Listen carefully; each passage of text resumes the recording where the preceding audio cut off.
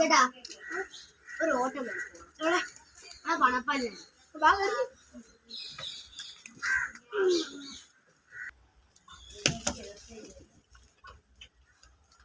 പണപ്പല്ലാത്തി.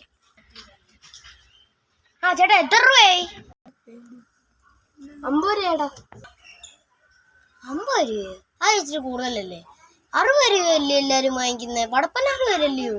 ഓ അടുത്തല്ലയോ? ആ അതേതാണ് കണ്ണ. അത് നിങ്ങളെ ഓട്ടോക്കാരൊന്നും അങ്ങനെ പഠിപ്പിച്ചിട്ടില്ലേ? നിങ്ങളൊക്കെ ഓട്ടോ ഓടിക്കുന്ന ആൾക്കാരല്ലേ, അപ്പൊ നിങ്ങള് കണക്കൊന്നും കൂടത്തില്ലേ? നമ്മൾ അണ്ണ അവിടെ നിന്ന് 50 രൂപ ഉള്ളു.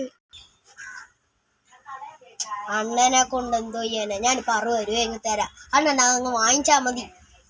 ആ 50 രൂപ ഉള്ളു. ഇപ്പൊ എന്താ 60 50? എന്തായാലും താന്ന് പൈസ. അപ്പൊ പൈസ ഇനി ആക്കണം. അപ്പൊ പിന്നെ കാണാം. പക്ഷെ ഇങ്ങനെ ആരുടെ അടുത്തും പറയല്ലേ, കറക്റ്റ് ആയിട്ട് വേണം കണക്ക് പറയാൻ.